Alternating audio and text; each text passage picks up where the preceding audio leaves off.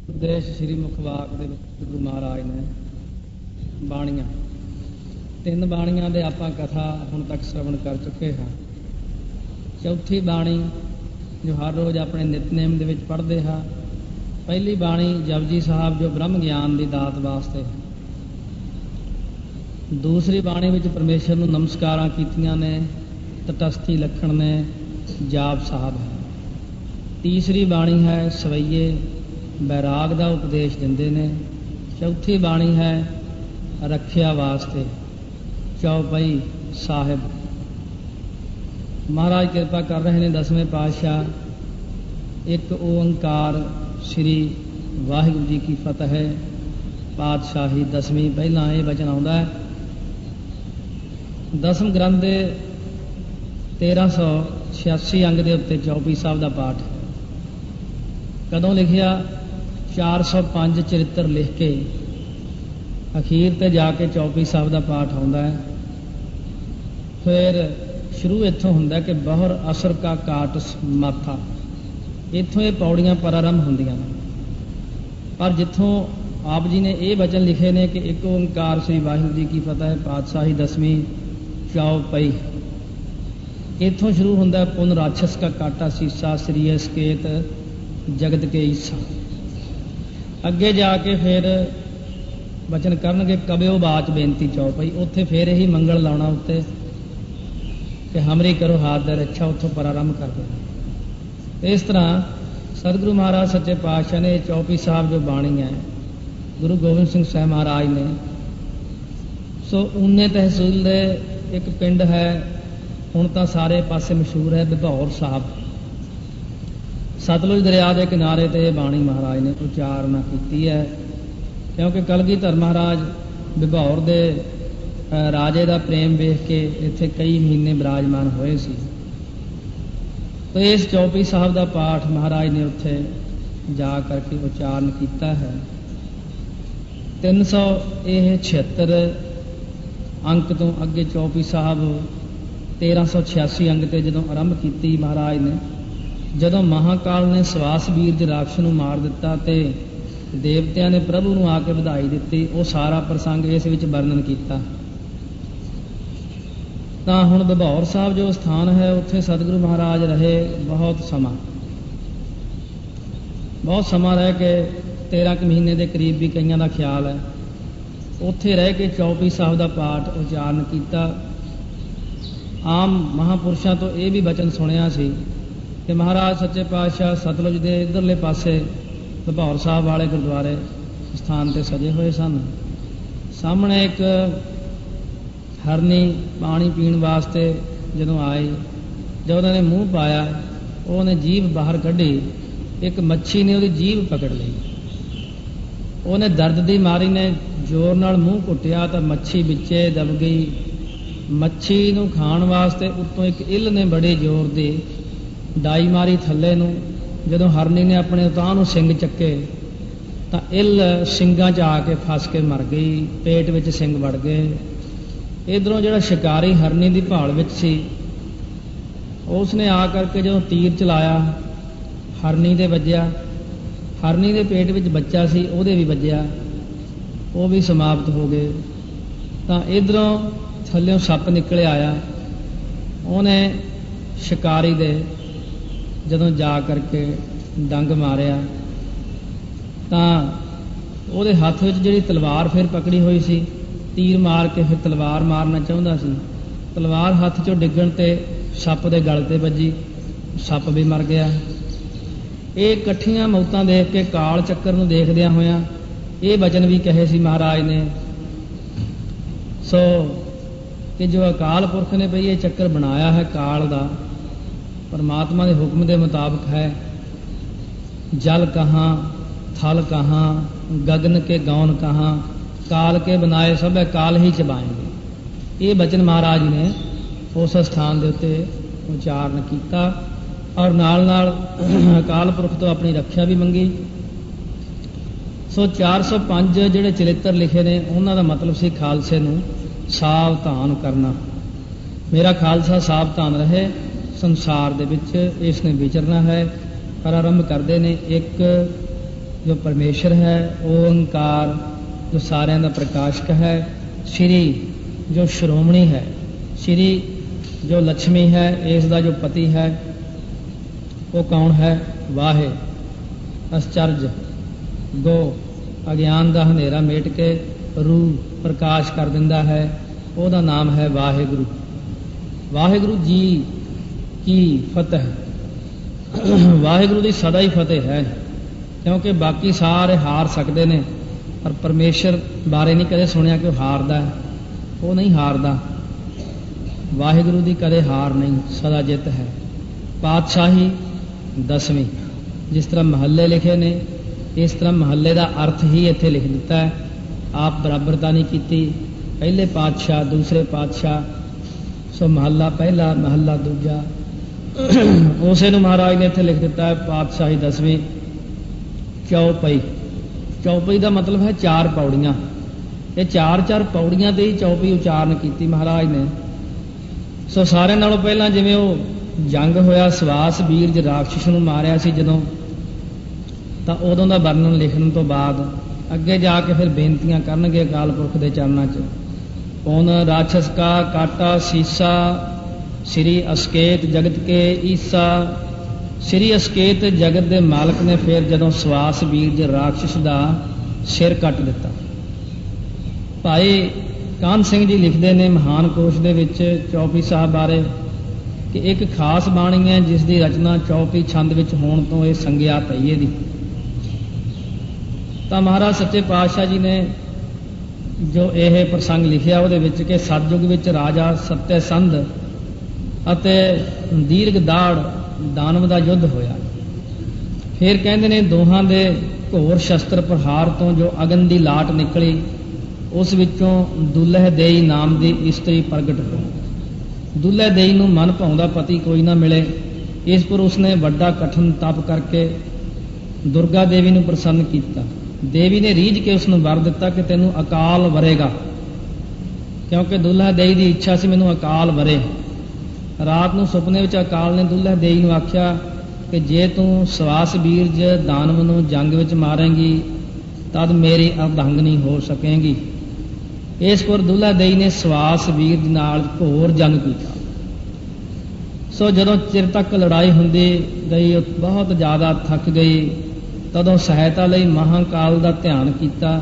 दुल्हा देई की सहायता लई महाकाल ने मैदाने जंग में आके भयंकर जंग किया। दुल्हा देई अते अकाल पुरख ने सवास वीर की सेना का नाश करके पुन राक्षस का काटा शीसा। सो इस अलंकार पूर्त कथा के अंत कव्यो बात बेनती चौपई सिरलेख हेठ एक बेनती महाराज ने अगे जाके फिर लिखी है, पुन राक्षस का काटा शीसा। तो महाराज सच्चे पातशाह ने की किया, उन्हां दा जदों सिर कट दिता। जो असकेत जगत के मालक ने, असकेत कौन हुंदा? जिहदे हत्थ विच श्री साहब पकड़ी हुई। ऐसे अकाल पुरख जिन्हां दे हत्थ विच श्री साहब पकड़ी हुई है, जो मालक ने संसार दे, जदों उन्होंने सिर कट दिता, पुन तो भाव फेर पोहपन बृष्ट गगन ते भई, तदों आकाश तो देवतियां वल्लों फुल्लां दी बहुत बरखा हुई। पोहपन फुल्लां दी बृष्ट गगन ते पई बरखा हुई। सब हिन आन बधाई दई, सारे देवतियां ने आके महाकाल जी नूं बधाई दिती। आपने बड़ी कृपा की, साडी जान बचा लई। धन धन लोगन के राजा, दुष्टन दाहा गरीब निवाजा। हुण गुरु जी परमेश्वर के सन्मुख अपने वालों बेनती करने कि हे लोकां दे राजे, प्रभु जी तुसी धन हो, धन हो, तुसी दुष्टां नूं साड़न विच भाव दंड देण वाले हो, गरीबां नताणिਆਂ ਨੂੰ ਨਵਾਜਣ ਵਾਲੇ ਹੋ, ਵਡਿਆਈਆਂ ਦੇਣ ਵਾਲੇ ਹੋ। ਅਖਲ ਭਵਨ ਕੇ ਸਿਰਜਣਹਾਰੇ, ਦਾਸ ਜਾਨ ਮੋਹਿ ਲਿਹੋ ਵਾਰੇ। हे ਵਾਹਿਗੁਰੂ ਤੁਸੀਂ ਸਾਰੇ ਲੋਕਾਂ ਦੇ ਅਰਥਾਤ ਜਗਤ ਦੀ ਸਾਜਨਾ ਕਰਨ ਵਾਲੇ ਹੋ। ਅਖਲ ਤੋਂ ਭਾਵ ਸਾਰੇ, ਭਵਨ ਜਿੰਨਾ ਜਗਤ ਹੈ, ਸੰਸਾਰ ਹੈ, 14 ਲੋਕ ਨੇ, ਇਹਨਾਂ ਦੇ ਆਪ ਸਿਰਜਣਹਾਰੇ ਹੋ। ਮਹਾਰਾਜ 10ਵੇਂ ਪਾਤਸ਼ਾਹ ਕਹਿੰਦੇ ਨੇ ਦਾਸ ਜਾਨ, ਕਹਿੰਦੇ ਨੇ ਕਿ ਜਿਸ ਤਰ੍ਹਾਂ ਸਵਾਸ ਵੀਰ ਰਾਖਸ਼ ਦਾ ਨਾਸ਼ ਕਰਕੇ ਦੇਵਤਿਆਂ ਨੂੰ ਬਚਾਇਆ, ਇਸੇ ਤਰ੍ਹਾਂ ਮੈਨੂੰ ਵੀ ਸੇਵਕ ਸਮਝ ਕੇ ਇਸ ਸੰਸਾਰ ਸਾਗਰ ਤੋਂ ਬਚਾ ਲਓ ਤੇ ਮੇਰੇ ਵੀ ਦੁਸ਼ਟ ਦੋਖੀਆਂ ਦਾ ਆਪ ਨਾਸ਼ ਕਰੋ। ਇਹ ਨਿਮਰਤਾ ਹੈ ਮਹਾਰਾਜ ਦੀ। ਅਸਲ ਵਿੱਚ ਇਹ ਬਣਾਇਆ ਹੈ ਪਾਠ ਖਾਲਸੇ ਵਾਸਤੇ ਕਿ ਖਾਲਸੇ ਨੇ ਉਹ ਬੇਨਤੀਆਂ ਕਰਤੀਆਂ। ਆਪ ਤਾਂ ਸਰਬ ਕਲਾ ਸਮਰੱਥ ਨੇ ਮਹਾਰਾਜ, ਪਰ ਸਾਨੂੰ ਵੀ ਤਾਂ ਸਿੱਖਿਆ ਦੇਣੀ ਹੈ ਨਾ। ਸਾਨੂੰ ਸਿੱਖਿਆ ਦੇਣ ਵਾਸਤੇ ਮਹਾਰਾਜ ਨੇ ਐਸੇ ਬਚਨ ਕੀਤੇ ਨੇ। ਹੁਣ ਅੱਗੇ 10ਵੇਂ ਪਾਤਸ਼ਾਹ ਮਹਾਕਾਲ ਦੇ ਅੱਗੇ ਬੇਨਤੀ ਰੂਪ ਚੌਪਈ ਕਥਨ ਕਰਦੇ ਨੇ। ਵੈਸੇ ਤਾਂ ਨਿਤਨੇਮ ਦੀਆਂ ਬਾਣੀਆਂ ਵਿੱਚ ਤੇ ਅੰਮ੍ਰਿਤ ਦੀਆਂ 5 ਬਾਣੀਆਂ ਵਿੱਚ ਚੌਪਈ ਸਾਹਿਬ ਦਾ ਪਾਠ ਇੱਥੇ ਕਬਿਓ ਬਾਤ ਬੇਨਤੀ ਤੋਂ ਸ਼ੁਰੂ ਹੁੰਦਾ, ਪਰ ਪਾਠਕਾਂ ਦੀ ਜਾਣਕਾਰੀ ਵਾਸਤੇ ਕਹਿੰਦੇ ਪੁਨ ਰਾਖਸ਼ ਕਾ ਕਾਟਾ ਸੀਸਾ ਦੀਆਂ ਇਹ ਜੋ ਚੌਪਈਆਂ ਨੇ ਆਰੰਭ ਕੀਤੀਆਂ ਪਹਿਲਾਂ, ਇਸ ਤੋਂ ਪਹਿਲਾਂ ਵੀ ਹੈ ਬਹੁਰ ਅਸਰ ਕਾ ਕਾਟ ਸਮਾਥਾ, ਇਸ ਤੋਂ ਪਹਿਲਾਂ ਵੀ ਚੌਪਈ ਆ। ਕਿਉਂਕਿ ਅਖੀਰਲੇ ਚਰਿੱਤਰ ਵਿੱਚ ਜਾ ਕੇ ਜਦੋਂ ਅਕਾਲ ਪੁਰਖ ਦਾ ਜੰਗ ਦੱਸਿਆ ਹੋਣਾ, ਉਹ ਫਿਰ ਸਾਰਾ ਪ੍ਰਸੰਗ ਲਿਖਿਆ। ਕਿਉਂਕਿ ਆਪਣੇ ਜ਼ਿਆਦਾ ਤੌਰ ਤੇ ਗੁਰੂ ਗ੍ਰੰਥ ਸਾਹਿਬ ਮਹਾਰਾਜ ਸੱਚੇ ਪਾਤਸ਼ਾਹ ਦੇ ਲੜ ਲੱਗਦੇ ਨੇ, ਸਾਰੇ ਪਾਠ ਕਰਦੇ ਨੇ, ਬਹੁਤੇ ਸੰਥਿਆ ਵੀ ਨਹੀਂ ਕਰਦੇ। ਆਦਿ ਸ੍ਰੀ ਦਸਮ ਗ੍ਰੰਥ ਦਾ ਪਾਠੀ ਬਹੁਤ ਹੀ ਔਖਾ ਮਿਲਦਾ ਹੈ। ਕੋਈ ਹੈ ਜੋ ਆਦਿ ਸ੍ਰੀ ਦਸਮ ਗ੍ਰੰਥ ਜਿਨ੍ਹਾਂ ਨੇ ਪੜ੍ਹਿਆ ਤਾਂ ਉਹਨਾਂ ਨੂੰ ਪਤਾ ਹੈ ਕਿ ਆਦਿ ਸ੍ਰੀ ਦਸਮ ਗ੍ਰੰਥ ਵਿੱਚ ਕਿੱਥੇ ਤੱਕ ਕੀ ਲਿਖਿਆ ਹੈ।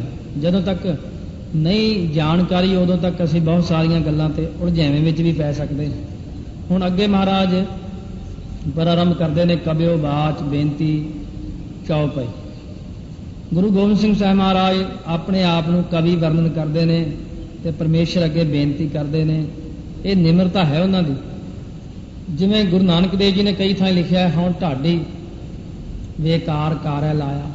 ਮਹਾਰਾਜ ਗੁਰੂ ਨਾਨਕ ਸਾਹਿਬ ਨੇ ਵੀ ਆਪਣੇ ਆਪ ਨੂੰ ਕਿਤੇ ਸ਼ਾਇਰ ਲਿਖਿਆ ਹੈ, ਕਿਤੇ ਕਵੀ ਲਿਖਿਆ ਹੈ, ਕਿਤੇ ਢਾਡੀ ਲਿਖਿਆ ਹੈ, ਕਿਤੇ ਕੁਛ ਲਿਖਿਆ। ਆਪ ਮਹਾਰਾਜ ਦੀ ਨਿਮਰਤਾ ਹੈ ਗੁਰੂ ਨਾਨਕ ਸਾਹਿਬ ਦੀ।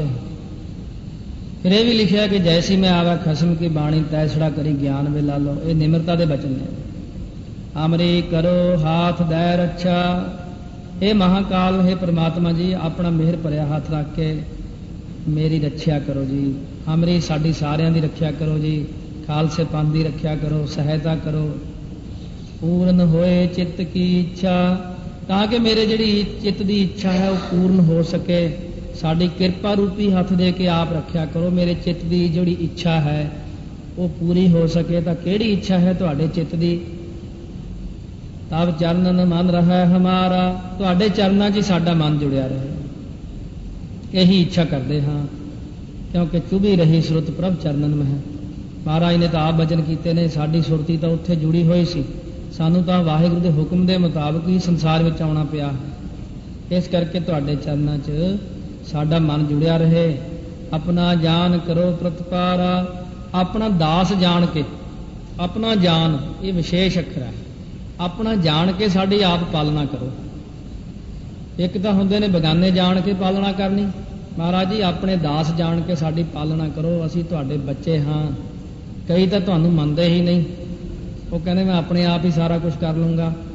ਉਹਨਾਂ ਨੂੰ ਤਾਂ ਸੁਤੇ ਸਿੱਧੀ ਰੋਜੀ ਮਿਲਦੀ ਹੈ ਜਿਹੜੀ ਪਰਾਲਬਧ ਲਿਖੀ ਹੋਈ ਹੈ। ਤੇ ਆਪਣੇ ਭਗਤਾਂ ਦੀ ਤੁਸੀਂ ਪੂਰਨ ਰੱਖਿਆ ਕਰਦੇ ਹੋ। ਜਿਵੇਂ ਹਰਨਾਕਸ਼ ਦੁਸ਼ਟ ਹਰ ਮਾਰਿਆ, ਹਰਨਾਕਸ਼ ਦੁਸ਼ਟ ਨੂੰ ਤੁਸੀਂ ਮਾਰਿਆ ਤੇ ਪ੍ਰਹਿਲਾਦ ਤਰਾਇਆ, ਪ੍ਰਹਿਲਾਦ ਦੀ ਪਾਲਣਾ ਕਰ ਲਈ। ਇਸੇ ਤਰ੍ਹਾਂ ਹੀ ਸਾਡੇ ਤੇ ਵੀ ਕਿਰਪਾ ਕਰੋ, ਜਿਹੜੇ ਅਸੀਂ ਆਪ ਜੀ ਦੇ ਪ੍ਰਹਿਲਾਦ ਵਰਗੇ ਹਾਂ। ਬੇਸ਼ੱਕ ਅਸੀਂ ਇਹੋ ਜਿਹੇ ਬਣਦੇ ਨਹੀਂ, ਸਾਡੇ ਵਿੱਚ ਉਹ ਜਿਹੇ ਸ਼ੁਭ ਗੁਣ ਨਹੀਂ ਹੈ, ਪਰ ਸਾਰੀ ਕਿਰਪਾ ਤਾਂ ਤੁਸੀਂ ਕਰਨੀ ਹੈ। ਸ਼ੁਭ ਗੁਣ ਵੀ ਦੇਣੇ ਨੇ, ਸਾਡੀ ਰੱਖਿਆ ਵੀ ਕਰਨੀ ਹੈ। ਹਮਰੀ ਕਰੋ ਹਾਥ ਦਾ ਰੱਛ। ਕਿੱਥੋਂ ਕੋਈ ਵੀ ਸੰਕਟ ਆ ਜੇ, ਕੋਈ ਦੁਸ਼ਮਣ ਆ ਜੇ, ਔਰ ਕਿਸੇ ਪ੍ਰਕਾਰ ਕਾਮ ਕਰੋ ਲੋਭ ਮੋਹ ਹੰਕਾਰ ਤੰਗ ਕਰਦੇ ਹੋਣ, ਤਾਂ ਵੀ ਹਮਰੀ ਕਰੋ ਹਾਥ ਦਾ ਰੱਛਾ। ਕਿਰਪਾ ਕਰਕੇ ਮਹਾਰਾਜ ਸਾਡੀ ਰੱਖਿਆ ਕਰੋ ਇਹਨਾਂ ਵਿਸ਼ਿਆਂ ਵਿਕਾਰਾਂ ਤੋਂ, ਇਹ ਸੰਸਾਰ ਦੇ ਧੰਦਿਆਂ ਤੋਂ। ਕਿਸੇ ਪਾਸੇ ਵੀ ਲਾਓ, ਕੋਈ ਚੀਜ਼ ਵੀ ਸੰਕਟ ਦਿੰਦੀ ਹੈ, ਕਿਸੇ ਪਾਸੇ ਦੀ ਵੀ ਰੱਖਿਆ ਲੈ ਲਓ। ਸਾਰੇ ਪਾਸੇ ਰੱਖਿਆ ਕਰਨਗੇ। ਕਲਯੁਗ ਤੋਂ ਰੱਖਿਆ ਕਰੋ, ਮਾਇਆ ਤੋਂ ਰੱਖਿਆ ਕਰੋ, ਵਿਸ਼ਿਆਂ ਤੋਂ ਰੱਖਿਆ ਕਰੋ। ਫਿਰ ਆ ਨੀਂਦ ਆਲਸ ਦਲਿੱਦਰ ਪਿਆ ਹੋਇਆ, ਇਹ ਤੋਂ ਰੱਖਿਆ ਸਾਡੀ ਮਹਾਰਾਜ ਆਪ ਹੀ ਕਰੋ। ਹਮਰੇ ਦੁਸ਼ਟ ਸਭੈ ਤੁਮ ਕਾਬਹੋ। हे ਅਕਾਲ ਪੁਰਖ, ਮੇਰੇ ਸਾਰੇ ਜਿੰਨੇ ਦੁਸ਼ਟ ਨੇ ਉਹਨਾਂ ਸਾਰਿਆਂ ਦਾ ਨਾਸ਼ ਕਰ ਦਿਓ। ਕਾਮ ਕ੍ਰੋਧ ਵੀ ਸਾਡੇ ਦੁਸ਼ਮਣ ਨੇ, ਇਹਨਾਂ ਦੀ ਵੀ ਅਸੀਂ ਇਹੀ ਬੇਨਤੀ ਕਰਕੇ ਮੰਗਣੀ, ਮਹਾਰਾਜ ਇਹਨਾਂ ਦਾ ਵੀ ਨਾਸ਼ ਕਰੋ। ਆਪ ਹਾਥ ਦਾ ਮੋਹੇ ਬਚਾਵ। ਕਿਰਪਾ ਕਰੋ, ਆਪਣਾ ਕਿਰਪਾ ਰੂਪੀ ਹੱਥ ਦੇ ਕੇ ਮੇਰੀ ਸਹਾਇਤਾ ਕਰੋ, ਮੈਨੂੰ ਇਹਨਾਂ ਦੁਸ਼ਟਾਂ ਤੋਂ ਬਚਾ ਲਓ। ਜੇ ਤਾਂ ਜੰਗ ਦਾ ਸਮਾਂ ਬਣ ਜਾਵੇ ਤਾਂ ਇਹ ਬੇਨਤੀਆਂ ਠੀਕ ਨੇ। ਜੇ ਘਰ ਬੈਠੇ ਪਾਠ ਕਰਨਾ ਤਾਂ ਫਿਰ ਕਾਮ ਕ੍ਰੋਧ ਆਦਿਕ ਦੁਸ਼ਮਣ ਨੇ ਸਾਡੇ, ਪ੍ਰਤੱਖ ਵੀ ਜੇ ਕੋਈ ਦੁਸ਼ਮਣੀ ਕਰਦਾ ਹੈ ਜਾਂ ਕੋਈ ਖਰਾਬ ਕਰਨ ਲੱਗ ਜਾਏ ਤਾਂ ਫਿਰ 24 ਦੇ 25 ਕੁ ਪਾਠ ਪਰ ਆਰੰਭ ਕਰੋ, ਆਪੇ ਟਲ ਜਾਊਗਾ ਪਰੇ ਨੂੰ। ਤਾਂ ਮਹਾਰਾਜ ਫਿਰ ਉਹਦੇ ਉੱਤੇ ਬਖਸ਼ਿਸ਼ ਕਰ ਦਿੰਦੇ ਨੇ। ਸੁਖੀ ਬਸੈ ਮੋਰ ਪਰਿਵਾਰਾ, हे ਕਰਤਾਰ, हे ਪਰਮੇਸ਼ਰ ਜੀ, हे ਵਾਹਿਗੁਰੂ ਜੀ, ਕਿਰਪਾ ਕਰੋ, ਇਹ ਮੇਰਾ ਪਰਿਵਾਰ ਹੈ, ਇਹ ਸੁਖੀ ਬਸੇ। ਕਿਹੜਾ ਪਰਿਵਾਰ ਕਿਹਾ ਹੈ? ਸੇਵਕ ਸਿੱਖ ਸਭੈ ਕਰਤਾਰਾ, ਜਿੰਨੇ ਸਿੱਖ ਸੇਵਕ ਨੇ ਇਹ ਮੇਰਾ ਪਰਿਵਾਰ ਹੈ। ਸਿੱਖ ਸੰਗਤਾਂ ਮੇਰੀਆਂ, ਖਾਲਸਾ ਪੰਥ ਮੇਰਾ ਪਰਿਵਾਰ ਹੈ। ਇਹ ਸਾਰੇ ਜਾਣੇ ਹੀ ਸੁਖੀ ਵਸਦੇ ਰਹਿਣ। ਸਾਡੇ ਲਈ ਅਰਦਾਸਾਂ ਆਪ ਕੀਤੀਆਂ ਮਹਾਰਾਜ ਨੇ, 10ਵੇਂ ਪਾਤਸ਼ਾਹ ਨੇ, ਮੇਰਾ ਪੰਥ ਸੁਖੀ ਵਸੇ। ਜਿਵੇਂ ਬਚਨ ਕੀਤਾ ਹੈ, ਪੰਥ ਵਸੇ ਮੈਂ ਉਜੜਾ ਮਨ ਚਾਉ ਕਨੇਰਾ। ਮੈਂ ਭਾਵੇਂ ਉਜੜ ਜਾ, ਮੇਰੀ ਕੋਈ ਗੱਲ ਨਹੀਂ, ਪਰ ਮੇਰਾ ਪੰਥ ਵਸੇ, ਵਸਦਾ ਰਸਦਾ ਰਹੇ। ਇਹ ਬੇਨਤੀਆਂ ਅਕਾਲ ਪੁਰਖ ਦੇ ਚਰਨਾਂ 'ਚ ਪਹਿਲਾਂ ਹੀ ਕਰ ਦਿੱਤੀਆਂ ਨੇ। ਮੋਰ ਅੱਛਾ ਨਿਜ ਕਰਦਾ ਕਰੀਐ, ਨਿਜ ਕਰਦਾ ਆਪਣਾ ਹੱਥ ਦੇ ਕਰਕੇ ਮੇਰੀ ਰੱਖਿਆ ਕਰੋ। ਸਭ ਬੈਰਿਨ ਕੋ ਆਜ ਸੰਘਰੀਐ, ਮਹਾਰਾਜ ਜੀ ਕਿਰਪਾ ਕਰੋ, ਜਿੰਨੇ ਵੈਰੀ ਨੇ ਮੇਰੇ ਸਾਰੇ ਹੀ ਮਾਰ ਦਿਓ, ਸਮਾਪਤ ਕਰ ਦਿਓ ਉਹਨਾਂ ਨੂੰ, ਕੋਈ ਵੈਰੀ ਉੱਠ ਨਾ ਸਕੇ। ਸੱਸਾ ਉੱਤੇ ਟਿੱਪੀ, ਘੱਗਾ ਰਾਰੇ ਸਿਹਾਰੀ, ਯਈਏ ਨੂੰ ਦੁਲਾਵਾਂ ਆ ਗਈਆਂ। ਸੰਘਰੀਐ, ਹੁਣ ਸੰਘਰਿਆ ਨਹੀਂ ਕਹਿਣਾ ਇਹਨੂੰ, ਕਿਉਂਕਿ ਇਹ ਪਾਠ ਨੇ ਯਈਆ ਲੱਗਣ ਕਰਕੇ ਤਬਦੀਲ ਹੋਣਾ। ਕਰੀਆ ਤੇ ਸੰਘਰੀਆ, ਜਦੋਂ ਆਪਾਂ ਸੰਘਰਿਆ ਕਰਾਂਗੇ ਤਾਂ ਇੱਥੇ ਤਾਂ ਪਾਠ ਸੰਘਰਿਆ ਤਾਂ ਬਣਦਾ ਜੇ ਇੱਥੇ ਐੜੇ ਨੂੰ ਦਲਾਈਆਂ ਲੱਗੀਆਂ ਹੁੰਦੀਆਂ। ਇਸ ਕਰਕੇ, ਕਿਉਂਕਿ ਯਈਆ ਹੈ ਯਈਆ, ਇਸ ਕਰਕੇ ਬੋਲੋ ਰਾਰੇ ਸਿਹਾਰੀ ਤੇ ਯਈਏ ਦਲਾਵਾਂ ਰੀਆ ਸੰਘਰੀਆ। ਪੂਰਨ ਹੋਏ ਹਮਾਰੀ ਆਸਾ, ਮਹਾਰਾਜ ਜੀ ਕਿਰਪਾ ਕਰੋ, ਸਾਡੀ ਇੱਕ ਇੱਛਾ ਹੈ। ਕਿਹੜੀ ਇੱਛਾ ਹੈ? ਜਿਹੜੀ ਪੂਰੀ ਹੋਣ ਨੂੰ ਕਹਿੰਦੇ ਆ। ਤੋਰ ਭਜਨ ਕੀ ਰਹਿ ਪਿਆਸਾ, ਸਾਡੀ ਇੱਛਾ ਹੈ ਕਿ ਬਸ ਤੁਹਾਡੇ ਭਜਨ ਦੀ ਹੋਈ ਪਿਆਸ ਲੱਗੀ ਰਹੇ। ਇਹ ਪਿਆਸ ਨਾ ਜਾਵੇ ਮੇਰੀ, ਦਿਨ ਰਾਤ ਸਿਮਰਨ ਦੇ ਵਿੱਚ ਲੱਗੇ ਰਹੀਏ। ਅਥਵਾ ਕੋਈ ਵੀ ਸਾਡੀ ਆਸਾ ਹੈ, ਕੋਈ ਵੀ ਇੱਛਾ ਹੈ, ਉਹ ਵੀ ਪੂਰੀ ਕਰੋ, ਪਰ ਤੁਹਾਡੇ ਭਜਨ ਦੀ ਆਸਾ ਲੱਗੀ ਰਹੇ। ਇਹ ਲਾਲਚ ਹੋਂ ਗੁਣ ਤਉ ਉਚਰੋਂ, ਆਪ ਵੀ ਬੇਨਤੀਆਂ ਕਰਦੇ ਨੇ। ਤੁਮਹਿ ਛਾੜ ਕੋਈ ਅਵਰ ਨਾ ਧਿਆਉ, हे ਅਕਾਲ ਪੁਰਖ ਮਹਾਰਾਜ ਜੀ, ਤੁਹਾਨੂੰ ਛੱਡ ਕੇ ਮੈਂ ਹੋਰ ਕਿਸੇ ਨੂੰ ਵੀ ਧਿਆਵਾਂਗਾ। ਮੈਨੂੰ ਇਹ ਵੀ ਬਲ ਬਖਸ਼ੋ ਕਿ ਤੁਹਾਨੂੰ ਛੱਡ ਕੇ ਐਵੇਂ ਇੱਧਰ ਉੱਧਰ ਭਟਕਦਾ ਨਾ ਫਿਰਾਂ। ਅਖੀਰ ਤੇ ਜਾ ਕੇ ਇਹੀ ਬਚਨ ਕਹਿਣਗੇ, ਜੋ ਵਰ ਚਾਹਉ ਸੋ ਤੁਮ ਤੇ ਪਾਉ, ਜਿਹੜਾ ਵੀ ਮੈਨੂੰ ਵਰ ਦੀ ਲੋੜ ਹੋਵੇ, ਚਾਹਉ, ਹਾਹੇ ਦੇ ਉੱਤੇ ਕਨੌੜਾ ਲੱਗਿਆ ਹੋਇਆ, ਇਸ ਕਰਕੇ ਚਾਹਉ ਪਾਠ ਕਰੋ। ਜੋ ਵਰ ਚਾਹੂੰ ਨਹੀਂ ਕਰਨਾ, ਜਾਂ ਜੋ ਵਰ ਚਾਹੋ ਹੋ ਨਹੀਂ ਕਹਿਣਾ, ਹਾਓ। ਜੇ ਪਾਠ ਨਹੀਂ ਬੋਲਣਾ ਆਉਂਦਾ ਤਾਂ ਚੱਚੇ ਕੰਨਾਂ ਲਾ ਲਓ ਲਿਖ ਕੇ, ਹਾਹਾ ਊੜੇ ਨੂੰ ਔਂਕੜ, ਚਾਹਾਂ ਉੱਤੇ ਬਿੰਦੀ। ਜੋ ਵਰ ਚਾਹੋਂ ਸੋ ਤੁਮ ਤੇ ਪਾਉਂ, ਜਿਹੜਾ ਵੀ ਵਰ ਦੀ ਲੋੜ ਹੋਵੇ ਤੁਹਾਡੇ ਪਾਸੋਂ ਹੀ ਪ੍ਰਾਪਤ ਕਰਾਂ। ਜਿਵੇਂ 10ਵੇਂ ਪਾਤਸ਼ਾਹ ਦੇ ਪਾਸ ਸਿੱਖ ਚੱਲਿਆ, ਸਰਸਾ ਪਾਰ ਕਰਨ ਲੱਗੇ, 2 ਸੋਹਣੇ ਸੋਹਣੇ ਬੱਚੇ ਨੇ ਪਾਸ। ਇਸਤਰੀ ਨੇ ਕਿਹਾ ਸੀ ਇਹ ਮੇਰੇ ਲਾਲਾਂ ਵਾਲੇ ਨੇ ਮੈਨੂੰ ਦਿੱਤੇ ਨੇ, ਪੀਰ ਨੇ ਬੱਚੇ। ਸਿੱਖ ਕਹਿਣਾ ਨਹੀਂ, 10ਵੇਂ ਪਾਤਸ਼ਾਹ ਨੇ ਦਿੱਤੇ ਨੇ। ਫਿਰ ਭਗਾ ਕੇ ਮਾਰੇ, ਸਰਸਾ 'ਚ ਰੋਂਦੇ ਕਰਲਾਉਂਦੇ ਉੱਥੇ ਸਿੱਖਣੀ ਨਾਲ ਆ ਗਈ, ਰੌਲਾ ਪਾ ਰਹੀ। ਉਸ ਵਕਤ ਮਹਾਰਾਜ ਨੇ ਪੁੱਛਿਆ, ਬੀਬੀ ਰੋ ਰਹੀ ਹੈ? ਕਹਿੰਦੇ ਮੇਰੇ ਬੱਚੇ ਮਾਰੇ ਭਗਾ ਕੇ, ਮੈਂ ਲਾਲਾਂ ਵਾਲੇ ਪੀਰ ਤੋਂ ਲਏ ਸੀ। ਮਹਾਰਾਜ ਕਹਿੰਦੇ ਕਿਉਂ ਵੀ ਸਿੱਖਾ ਬੱਚੇ ਭਗਾ ਕੇ ਮਾਰੇ? ਕਹਿੰਦੇ ਮਹਾਰਾਜ ਮੈਂ ਤਾਂ ਇੰਨਾ ਹੀ ਕਿਹਾ ਸੀ ਕਿ ਮੈਂ ਬੱਚੇ 10ਵੇਂ ਪਾਤਸ਼ਾਹ ਤੋਂ ਲਏ ਨੇ। ਜੋ ਬਰ ਚਾਹੋ ਸੋ ਤੁਮ ਤੇ ਪਾਉ, ਮਹਾਰਾਜ ਮੈਂ ਤਾਂ ਤੁਹਾਤੋਂ ਹੀ ਲੈਣੇ। ਮਹਾਰਾਜ ਦੇ ਉੱਤੇ ਚਿੱਟੇ ਰੰਗ ਦਾ ਚਾਦਰਾ ਲਿਆ ਹੋਇਆ ਸੀ, ਚਾਦਰਾ ਉਤਾਰ ਦਿੱਤਾ। ਦੋਵੇਂ ਬੱਚੇ ਚਾਦਰੇ ਵਿੱਚੋਂ ਕੱਢ ਕੇ ਪਕੜਾ ਦਿੱਤੇ। ਸਿੱਖ ਨੂੰ ਆ ਲੈ ਭਾਈ, ਜੇ ਤੇਰੀ ਇੱਛਾ ਮੈਥੋਂ ਲੈਣੇ ਮੇਰੇ ਪਾਸੋਂ ਲੈ ਲੈ। ਸੇਵਕ ਸਿੱਖ ਹਮਾਰੇ ਤਾਰੀ ਹੈ, ਇਹ ਵਾਹਿਗੁਰੂ ਮੇਰੇ ਸਾਰੇ ਸਿੱਖਾਂ ਸੇਵਕਾਂ ਨੂੰ ਤੁਸੀਂ ਤਾਰਨਾ। ਸਾਡੇ ਲਈ ਤਾਂ ਪਹਿਲਾਂ ਹੀ ਅਰਦਾਸਾਂ ਕਰਦੇ ਨੇ। ਅਸੀਂ ਜੇ ਸਹੀ ਅਰਥਾਂ 'ਚ ਸੇਵਕ ਸਿੱਖ ਬਣ ਜਾਈਏ, ਅੰਮ੍ਰਿਤ ਛਕ ਲਈਏ ਖੰਡੇ ਬਾਟੇ ਦਾ, ਫਿਰ ਤਾਂ ਜ਼ਰੂਰ ਤਾਰਨਗੇ, ਕਿਉਂਕਿ ਜਦੋਂ ਉਹਨਾਂ ਦਾ ਬਚਨ ਮੰਨਾਂਗੇ। ਚੁਣ ਚੁਣ ਸੱਤਰ ਹਮਾਰੇ ਮਾਰੀਆ ਹੈ, ਕਿਰਪਾ ਕਰੋ ਮਹਾਰਾਜ ਜੀ, ਜਿਹੜੇ ਇਹ ਦੁਸ਼ਮਣ ਨੇ ਇਹਨਾਂ ਨੂੰ ਚੁਣ ਚੁਣ ਕੇ ਸਮਾਪਤ ਕਰ ਦਿਓ। ਚੁਣ ਚੁਣ ਕੇ ਕੰਡਿਆਂ ਵਾਂਗੂ ਕੱਢ ਦਿਓ ਇਹਨਾਂ ਸਾਰਿਆਂ ਨੂੰ। ਜਿਤਨੇ ਵੀ ਦੁਸ਼ਟ ਨੇ ਇਹ ਸਾਰੇ ਸਮਾਪਤ ਹੋ ਜਾਣ। ਫਿਰ ਔਰੰਗੇ ਤੱਕ ਦੇਖੋ ਸਾਰੇ ਹੀ ਸਮਾਪਤ ਹੋਏ। ਚੁਣ ਚੁਣ ਕੇ ਪਰਮੇਸ਼ਰ ਨੇ ਸਾਰੇ ਹੀ ਸਮਾਪਤ ਕਰ ਦਿੱਤੇ। ਆਪ ਹਾਥ ਦੇ ਮੁਝੈ ਉਬਰੀਐ, ਆਪ ਕਿਰਪਾ ਕਰੋ, ਕਿਰਪਾ ਰੂਪੀ ਹੱਥ ਦੇ ਕੇ ਮੈਨੂੰ ਉਬਰੀਐ ਤੋਂ ਭਾਵ ਬਚਾ ਲਓ। ਇੱਥੇ ਵੀ ਉਬਰਿਆ ਨਹੀਂ ਕਹਿਣਾ, ਉਬਰੀਐ, ਬਚਾ ਲਓ ਮੈਨੂੰ ਹੱਥ ਦੇ ਕੇ। ਮਰਨ ਕਾਲ ਕਾ ਤਰਾਸ ਨਿਵਰੀਐ, ਜਿਹੜਾ ਹਰ ਵਕਤ ਮੇਰੇ ਮਰਨ ਦਾ ਡਰ ਰਹਿੰਦਾ ਮਨ ਦੇ ਵਿੱਚ ਕਿ ਮਰਨ ਸਮੇਂ ਮੈਂ ਦੁਖੀ ਨਾ ਹੋਵਾਂ, ਮੈਨੂੰ ਇਉਂ ਨਾ ਹੋਵੇ, ਹੁਣ ਨਾ ਹੋ ਜਾਵੇ, ਇਹ ਮੌਤ ਦਾ ਡਰ, ਇਹ ਵੀ ਕਿਰਪਾ ਕਰਕੇ ਮਹਾਰਾਜ ਸੱਚੇ ਪਾਤਸ਼ਾਹ ਨਿਵਰਤ ਕਰ ਦਿਓ ਜੀ, ਦੂਰ ਕਰ ਦਿਓ। ਪੂਜੋ ਸਦਾ ਹਮਾਰੇ ਪੱਛਾ, ਇਹ ਵਾਹਿਗੁਰੂ ਜੀ ਕਿਰਪਾ ਕਰੋ, ਹਮੇਸ਼ਾ ਸਾਡੀ ਸਹਾਇਤਾ ਕਰੋ ਆਪ। ਪੱਛਾ ਤੋਂ ਭਾਵ ਹੁੰਦਾ ਪੱਖ ਲੈਣਾ ਕਿਸੇ ਦਾ। ਇਹ ਵਾਹਿਗੁਰੂ ਹੋ ਜਾਓ ਸਾਡੇ ਪੱਖ ਵਾਲੇ, ਜਾਂ ਤੂੰ ਮੇਰੇ ਵੱਲ ਹੈ ਤਾਂ ਕਿਆ ਮੋਹ ਚੰਦਾ, ਉਹੀ ਬਚਨ ਹੈ ਇਹ। ਸਾਡੀ ਕਿਰਪਾ ਕਰਕੇ ਆਪ ਸਾਡੇ ਪੱਖ ਵਿੱਚ ਹੋਵੋ ਆਪ। ਸ਼੍ਰੀ ਆਸਤੁਜ ਜੂ ਕਰੀਓ ਰੱਛਾ, ਆਸਤੁਜ ਤਲਵਾਰ ਦੀ ਧੁਜਾ ਵਾਲੇ, ਜਿੱਥੇ ਨਿਸ਼ਾਨ ਸਾਹਿਬ ਦੇ ਵਿੱਚ ਤਲਵਾਰ ਦੇ ਨਿਸ਼ਾਨ ਨੇ। ਆਸਤੁਜ ਜੂ ਤੋਂ ਮਤਲਬ ਜੀ, ਜੂ ਉਧਰਲੀ ਬੋਲੀ ਹੋਗੀ ਨਾ, ਅੱਗੇ ਚਲੇ ਜਾਓ ਗਵਾਲੀਅਰ, ਫਿਰ ਅੱਗੇ ਇੱਧਰ ਵੀ ਜੂ ਕਹਿੰਦੇ ਨੇ। ਪਟਨਾ ਸਾਹਿਬ ਰਹੇ ਨੇ ਮਹਾਰਾਜ ਬਿਹਾਰ ਦੇ ਵਿੱਚ, ਇਸ ਕਰਕੇ ਉਧਰ ਜੂ ਜ਼ਿਆਦਾ ਅੱਖਰ ਵਰਦੇ ਜੀ ਦੀ ਥਾਂ ਤੇ। ਹਰ ਜੂ ਰਾਖ ਲਿਓ ਪਤ ਮੇਰੀ, ਇਸ ਕਰਕੇ ਮਹਾਰਾਜ ਨੇ ਉਧਰਲੀ ਬੋਲੀ ਵੀ ਵਿੱਚ ਮਿਲਾਈ, ਸਾਰੇ ਥਾਵਾਂ ਦੀਆਂ ਬੋਲੀਆਂ ਵੀ ਵਿੱਚ ਰੱਖੀਆਂ ਨੇ।